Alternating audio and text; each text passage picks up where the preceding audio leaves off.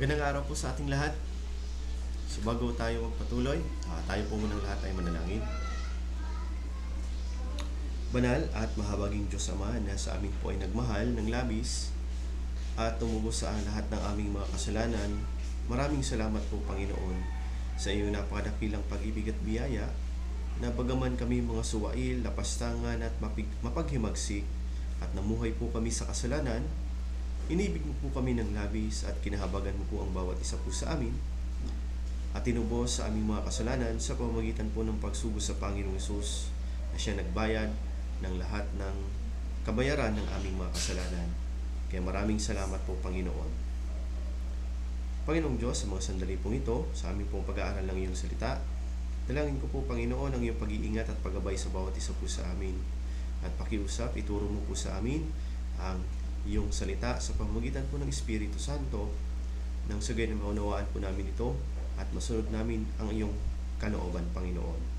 Sa aming pag-aaral sa mga sandali ito, Panginoon, ang Banal na Espiritu nawa ang sumama at gumabay sa bawat isa po sa amin. Lahat po ng ito ay dalangin po namin sa pangalan ng Panginoong Kristo. Amen. So sa mga sandaling ito, talakayin natin ang tungkol sa Unit 14. Ang pamagat po ay natuklasang muli ang aklat ng kautusan ng Panginoon. Babasahin ko po muna yung ating pong main scripture. Ikalawang Kronika, chapter 34, mula verse 14 hanggang 19. Samantalang kanilang inilalabas ang salaping ipinasok sa bahay ng Panginoon, natagpuan ni Hilkias na pari ang aklat ng kautusan ng Panginoon na ibinigay sa pamamagitan ni Moises. Sinabi ni Hilkias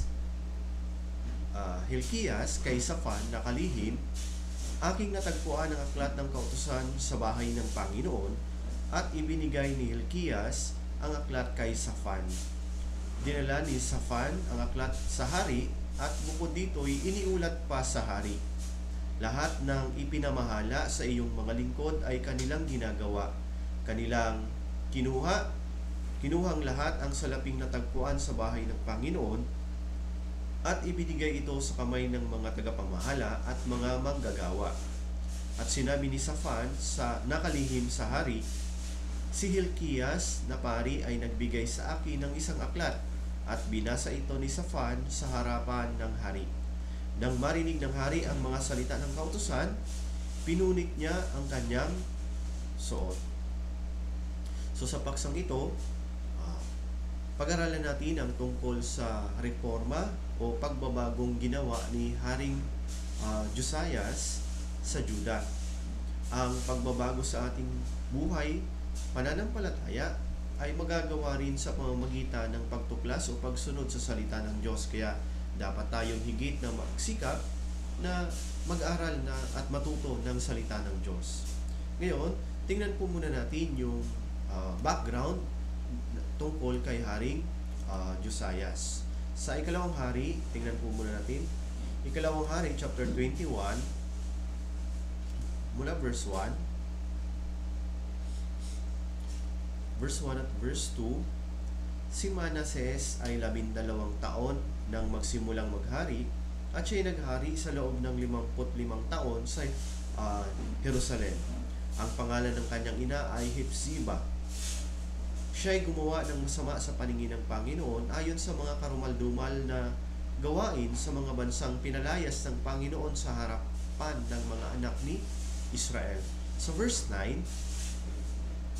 ngunit hindi sila nakinig at inakit sila ni Manases na gumawa ng higit pang masama kaysa ginawa ng mga bansang pinuksa ng Panginoon sa harapan ng mga anak ni Israel.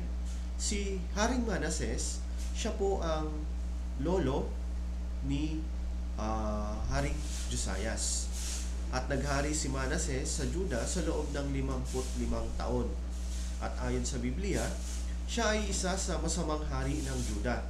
At ang tatay naman po ni Josias ay si Haring Amon. Tingnan din ho natin sa ikalawang hari, Ikalawang Hari chapter 21, verse 19 hanggang 21.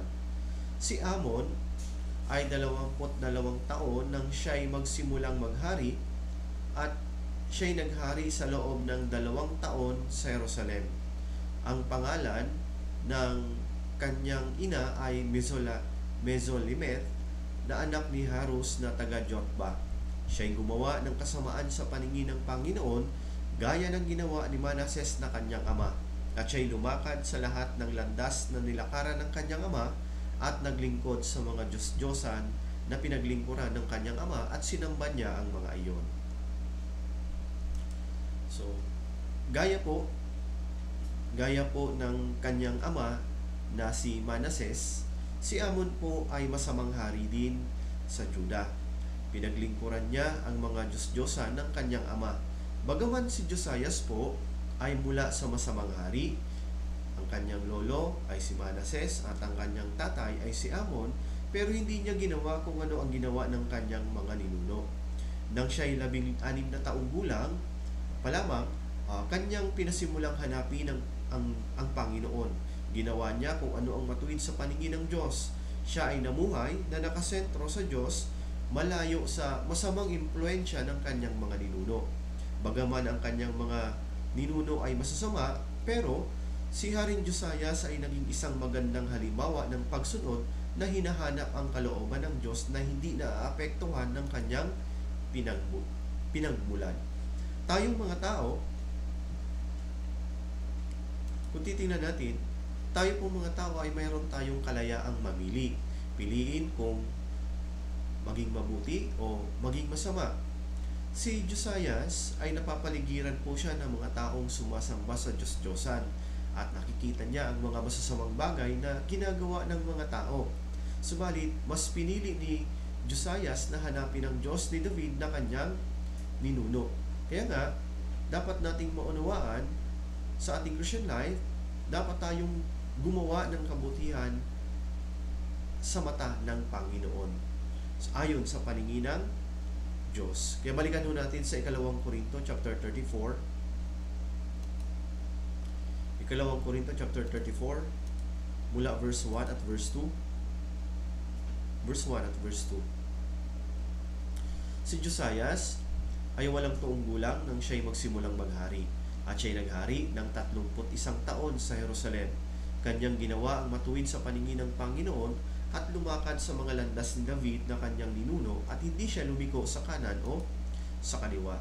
Ang pinakamahalagang pamantayan ng pagsusuri sa mga hari ng Juda ay kung sila ba ay kumilos ng tapat sa harap ng Panginoon o hindi. Sa madaling salita, ang kaniyang pananampalataya sa Diyos ay mas mahalaga kaysa anumang tagumpay nila sa kanilang pamumuno bilang hari. Ang buhay po ni Josias ay buhay na nakakalugod sa mga mata ng Diyos.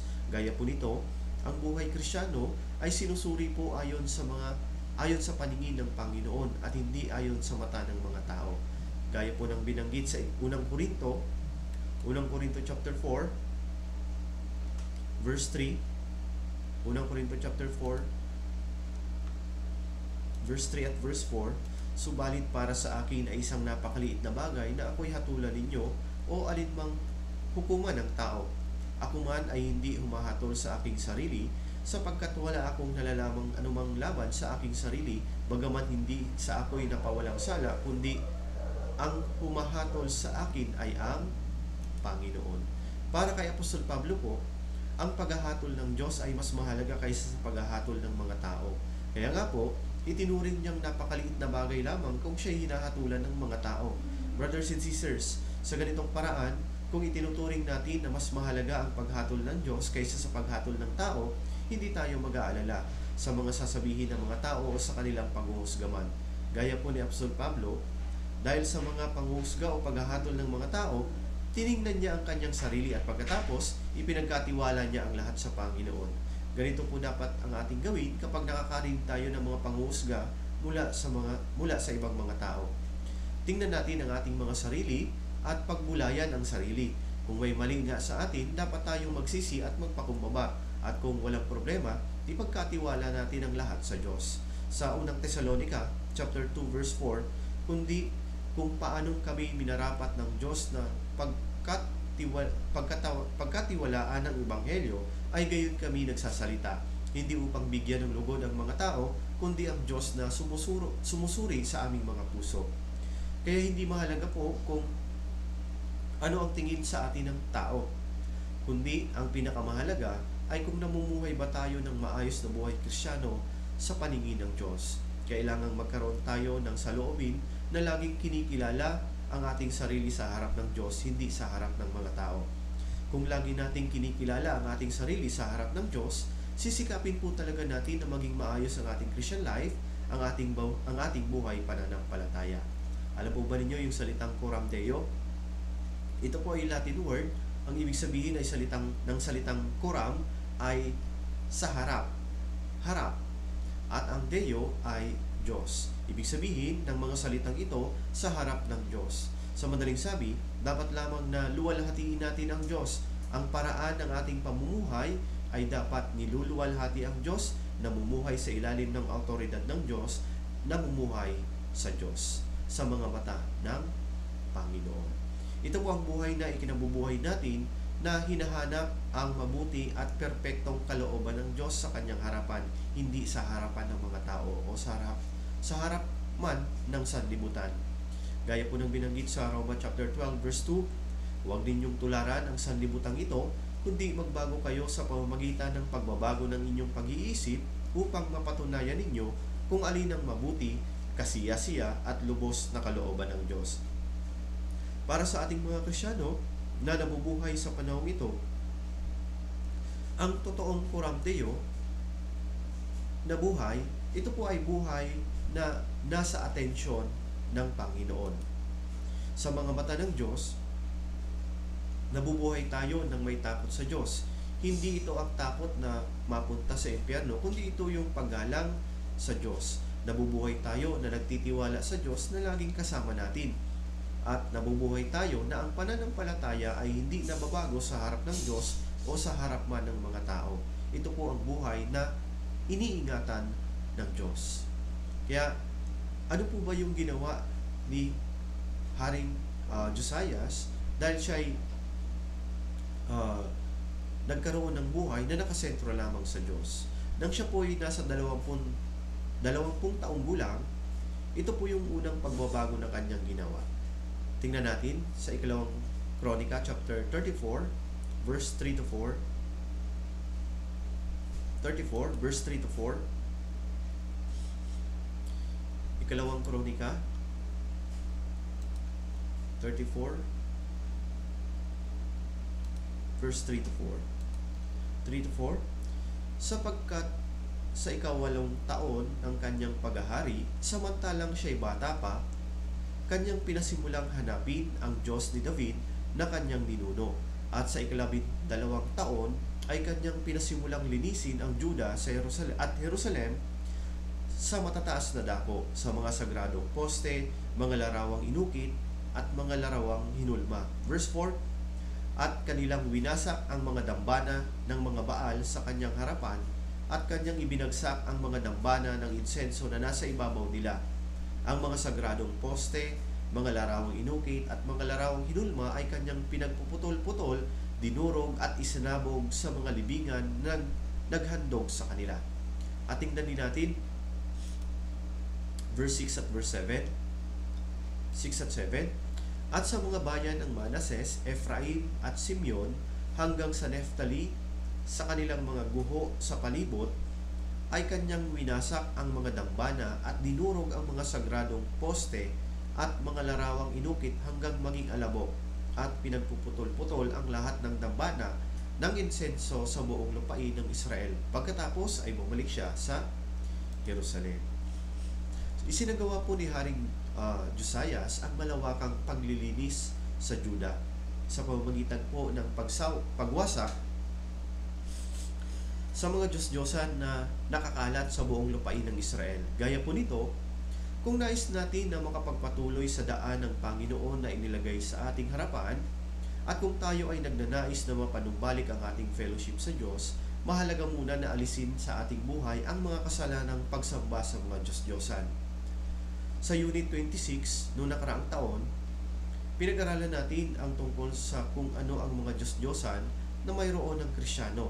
Sa pamamagitan ng paksang ito, ang mga Israelita ay gumawa ng gintong guya at kanilang sinamba.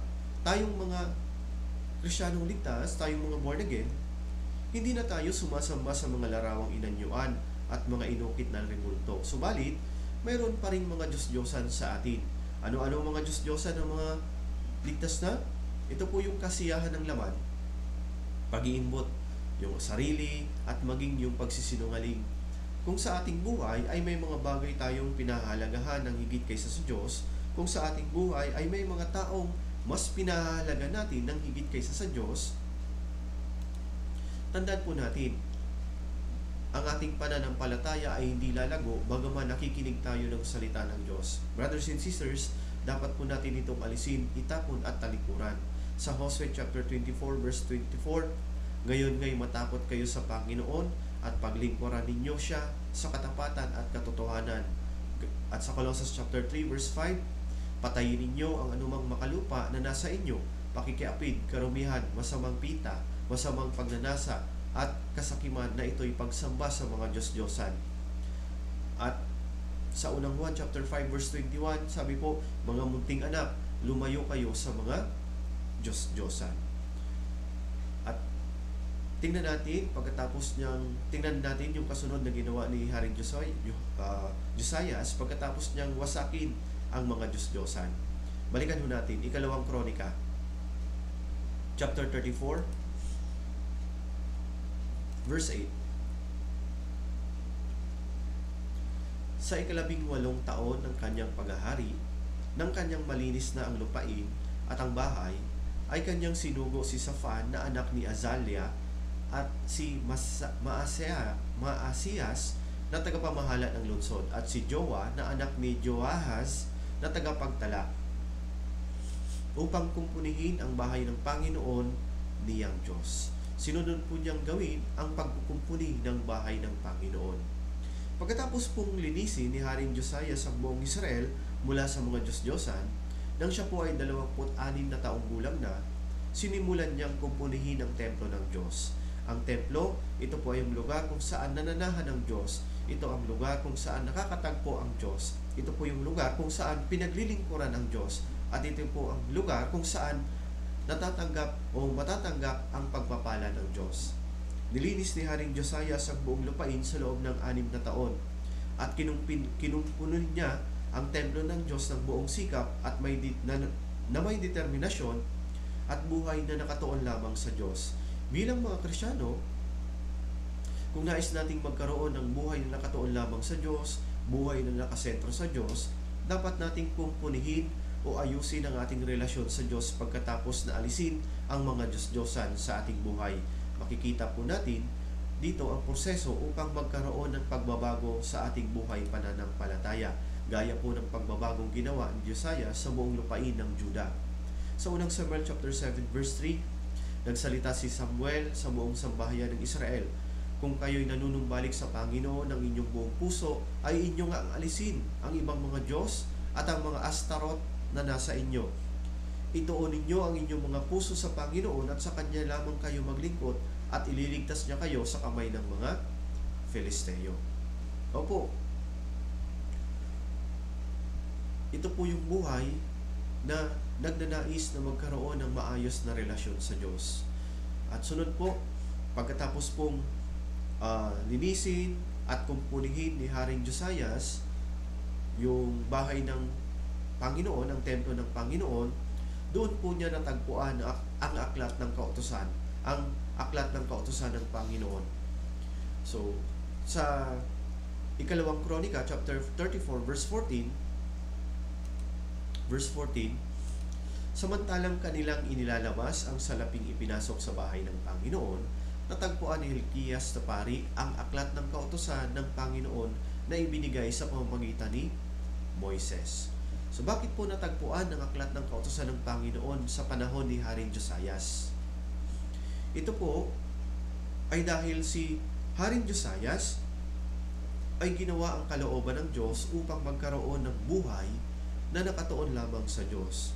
Gaya po nito, matatagpuan po natin ang salita ng Diyos, ang kalooban ng Diyos, kung kukumpunihin natin ang ating fellowship sa Diyos sa pamamagitan ng paglilingkod sa Diyos sa church.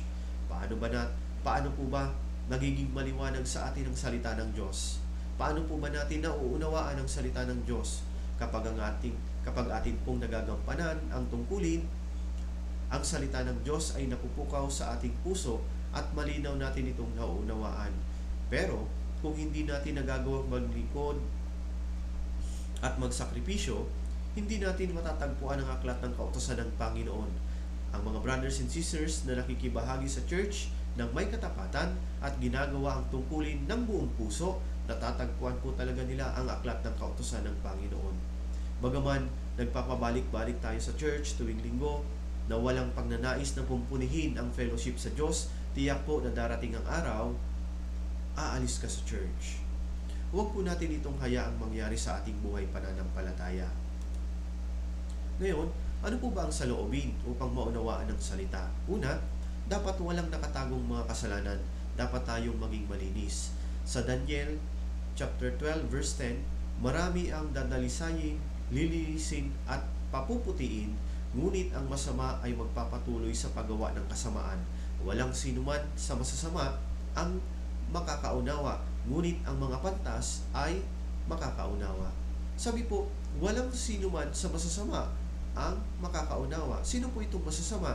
Sila po yung gumagawa ng kasamaan. Pantas, sila po yung gumagawa ng mabuti. Kaya sabi po, ngunit ang mga pantas ay makakaunawa. Sa Hebreo chapter 12 verse 14, pagsikapan ninyong magkaroon ng kapayapaan sa lahat at ng kabanalan na kung wala nito'y walang sino mang makakakita sa Panginoon. Ito po yung kailangan po natin gawin. Pangalawa po, magkaroon ng higit na pagnanais na maunawaan ang kalooban ng Diyos. Gaya po ng sinabi sa Jeremias chapter 29 verse 12, at kayo tatawag sa akin, at kayo lalapit at dadalangin sa akin, at diringgin ko kayo. Hanapin ninyo ako at matatagpuan kapag hinanap ninyo ako ng inyong buong puso. Sa Kawikaan chapter 2 verse 3, kung ikaw ay sumigaw upang makaalam at itinaas ang iyong tinig upang makaunawa, kung kagaya ng pilak, ito'y iyong hahanapin at tulad sa nakatagong kayamanan, ito'y sasaliksikin. Kung magkagayon, ang takot sa Panginoon ay iyong mauunawaan at ang kaalaman sa Diyos ay iyong matatagpuan. Pangatlo po, dapat nating ibigin ng Diyos at naisin ang kanyang salita. Sa Job chapter 23 verse 12, ako'y hindi humiwalay sa utos ng kanyang mga labi. Pinagyaman ko ang mga salita ng kanyang bibig sa aking dibdib. Sa Awit 19 verse 10, higit na dapat silang naisin kaysa ginto, lalong higit kaysa maraming dalisay na ginto, higit ding matamis kaysa sa pulot pukyutang tumutulong. Pangapat po, dapat nasundin at gawin ang kalooban ng Diyos. Sa Juan chapter 7 verse 17, kung ang sinuman ay nagnanais na gumawa ng kalooban ng Diyos, ay makikilala niya kung ang turo ay mula sa Diyos o kung ako'y nagsasalita mula sa aking sarili. Sa Juan chapter 14 verse 21, siyang mayroon ng aking mga utos at tinutupad ang mga iyon ay siyang nagmamahal sa akin. Ang nagmamahal sa akin ay mamahalin ng aking Ama at siya'y mamahalin ko at ihahayag ko ang aking sarili sa Kanya. Panglima po, magkaroon tayo ng takot sa Diyos at magpakumbabang at magkaroon ng mapagpakumbabang puso. Sa Awit 25 verse 12, sino ang natatakot sa Panginoon? Siya ang tuturuan niya sa daan na dapat niyang piliin. Opo, upang maunawaan natin ang salita ng Diyos, magkaroon tayo ng ganitong saloobin. Ngayon, pagkatapos marinig ni Haring Josias yung kautusan, yung aklat ng kautusan ng Panginoon, tingnan natin kung ano yung kanyang naging tugon, yung kanyang naging saloobin. Sa ikalawang Kronika, chapter 34, verse 19, nang marinig ng hari ang mga salita ng kautusan, pinunit niya ang kanyang suot. At sa verse 27, tingnan din natin.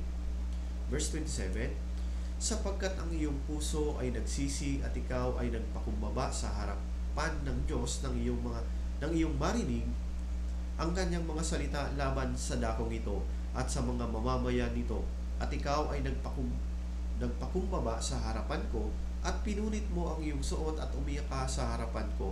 Dininig din kita, sabi ng Panginoon. Binasa po ang aklat ng kautusan ng Panginoon sa harap ni Haring Josias, at siya ay may mapagpakumbabang puso habang nakikinig. At nang marinig niya ang mga salita ng kautusan, pinunit niya ang kanyang suot. Ito po ang nagpapakita ng bagbag na diwa at nagsisisig puso. Nang marinig niya ang mga salita, naunawaan niya na ang paghihimagsik at pagsuway ng kanyang mga ninuno sa Diyos. Nang marinig, bagaman hindi siya gumawa ng masama sa paningin ng Diyos, naunawaan niya na darating ang pagkawasak dahil sa ginawang kasamaan ng Juda. At siya ay nagsisi bilang hari ng Juda. Nang marinig ni Josias ang salita, agad siyang nagsisi. Bilang mga church school teacher na ipinagkatiwala ng Diyos sa atin ang mga bata, maging gaya tayo ni Haring Josias. Kapag nakikinig tayo ng salita at kapag natagpuan ang kasalanan, dapat nating punitin ang ating puso at bumaling sa Diyos. Mahalaga na bumaling tayo sa salita ng Diyos at magpatuloy sa daan na dapat nating lakaran sa ating Christian life. Sa Gawa chapter 2 verse 37, nang marinig nila ito, nasaktan ang kanilang puso at sinabi kay Pedro at sa iba pang mga apostol, mga Ginoo, mga kapatid, anong dapat namin gawin? Sa awit 139 verse 23, siyasatin mo ako, O Diyos, at alamin mo ang aking puso. Subukin mo ako at alamin ang mga pag-iisip ko. Mahalaga po ang ganitong saloobin. Balikan po natin Ikalawang Kronika chapter 34 verse 24. Verse 24, 34 verse 24. Ganito ang sabi ng Panginoon, ako'y magdadala ng kasamaan sa lugar na ito at sa mga naninirahan dito. Lahat ng sumpa na nakasulat sa aklat na binasa sa harapan ng hari ng Juda. Ang kalooban ng Diyos na binigkas ni Hilkias na pari ay nagbigay ng takot kay Josias. Sa ating Christian life, nais nating malaman ang kalooban ng Diyos, pero minsan ang kalooban ng Diyos ay naglalaman ng mga mahihirap na bagay na ayaw natin na marinig. Subalit, si Haring Josias, dahil sa kanyang pananampalataya, tinanggap niya ang salita ng Diyos dahil ito ang kalooban ng Diyos bagaman ito'y masamang bagay. Ganon din po sa atin habang tayo ay nakikinig ng sermon. Maaari may mga salitang hindi natin matanggap. Subalit gaya po ni Josias, dapat natin itong tanggapin kung ito'y kalooban ng Diyos. Gaya ni Hilkias na pari na binasa ang aklat ng kautusan ng Panginoon. Ipinahayag ng Diyos ang kanyang kalooban at tinanggap ito ni Josias dahil si Hilkias ay kasangkapan lamang na nagpahayag ng katotohanan. Sa Ikalawang Kronika chapter 34 verse 30 to 33, umakyat ang hari sa bahay ng Panginoon kasama ang lahat ng mamamayan ng Juda at Jerusalem, ang mga pari at ang mga Levita at lahat ng mga tao maging dakila at hamak. Kanyang binasa sa kanilang mga pandinig ang lahat ng salita ng aklat ng tipan na natagpuan sa bahay ng Panginoon. Ang hari ay tumayo sa kanyang lugar at nakipagtipan sa harapan ng Panginoon upang lumakad ng ayon sa Panginoon at ingatan ang kanyang mga utos, mga patotoo at mga tuntunin ng kanyang buong puso at kaluluwa upang isagawa ang mga salita ng tipan na nasusulat sa aklat na ito. Kanyang pinanumpa rito ang lahat ng nasa Jerusalem at Benjamin at ginawa ng mga naninirahan sa Jerusalem ang ayon sa tipan ng Diyos sa kanilang mga ninuno. Verse 33, at inalis ni Josias ang lahat ng karumal-dumal sa lahat ng lupaing pag-aari ng mga anak ni Israel, at ang lahat ng nasa Israel ay pinapaglingkod sa Panginoon nilang Diyos. Sa lahat ng kanyang mga araw ay hindi sila humiwalay sa pagsunod sa Panginoon ng Diyos ng kanilang mga ninuno. Si Josias po at ang buong mamamayan ay agad na gumawa ng tipan sa Diyos. Nasusundin ang salita ng tipan na nasusulat sa aklat ng kautusan ng Panginoon at kanyang lubusang inalis ang lahat ng mga karumal-dumal sa Israel. At habang nabubuhay si Josias, ang mamamayan ng Juda ay namuhay ng banal na pamumuhay. Sa pamamagitan po ng banal na namumuno, ang buong bayan ay lubos na nabago at naging banal na bayan sa paningin ng Diyos. Sa kapanahunan po ni Josias, ninais niya na ang kanyang bayan ay buong sikap na mamuhay na sumusunod sa Diyos.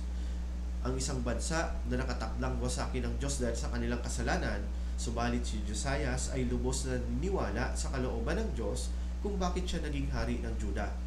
Sa kabila ng mga karumal-dumal na mga bagay na ginawa ng Israel, hindi siya pinanghinaan kundi buong sikap niyang binuksan ang liwanag ng pag-asa para sa mamamayan ng Israel, ng lupain. Gaya din po nito, huwag tayong sumuko ni panghinaan man ng loob dahil sa mga hindi magandang bagay o sitwasyon man.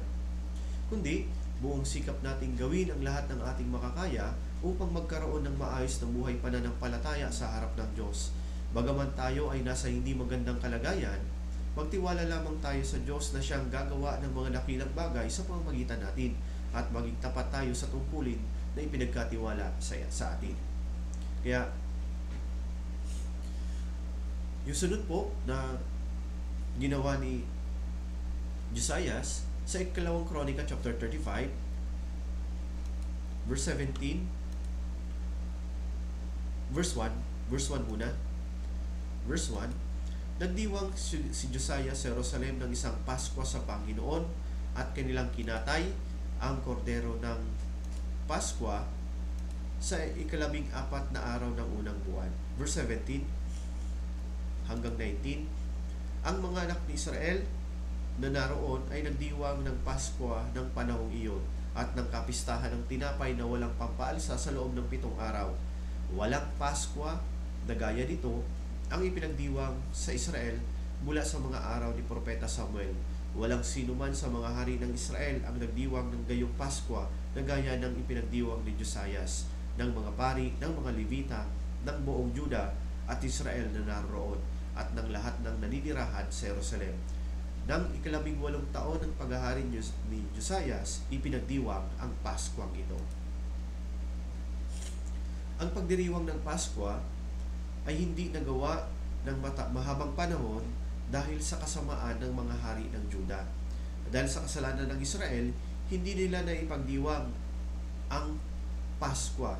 Sa ating Christian life, kung nais nating magkaroon ng maayos na buhay pananampalataya, lagi nating aalalahanin ang unang pag-ibig at huwag kalilimutan na laging magpasalamat sa biyaya ng kaligtasan. Dahil kapag nawala ang fellowship sa Diyos, kapag nawala ang unang pag-ibig, nawawala ang kagalakan ng kaligtasan at iiwanan mo ang Diyos. Kaya kapag napalayo na tayo sa Diyos, kailangan nating ibalik ang unang pag-ibig sa ating puso. Gaya nga ng sinabi ni Haring David sa Awit 51 verse 12, ibalik mo sa akin ang kagalakan ng iyong pagliligtas at alalayan ako na may espiritong nagnanais. Hanggang dito po. Ngayon, tayo pong lahat ay manalangin. Panginoong Diyos Ama, maraming salamat po sa pagkakataong ito na kami po iyong sinamahan. Tulungan mo po kami, Panginoon, na higit naming magawa ang mga bagay na nakakalugod sa iyong paningin. Gaya po ni Haring Josias na isinagawa ang malawakang pagbabago sa lupain ng Juda. Tulungan mo po kami, Panginoon, na higit naming maisagawa kung ano ang mga bagay na nakakalugod sa iyo. Tulungan mo rin po kami na magkaroon ng pagnanais na magkaroon ng higit na pagnanais na mabago ang aming pananampalataya na higit na nakakalugod sa iyong paningin, Panginoon. Tulungan mo po kami sa aming kahinaan at sa iyo lamang po kami sa titiwala at umaasa. Ito po ang aming dalangin sa pangalan ng Panginoong Kristo. Amen.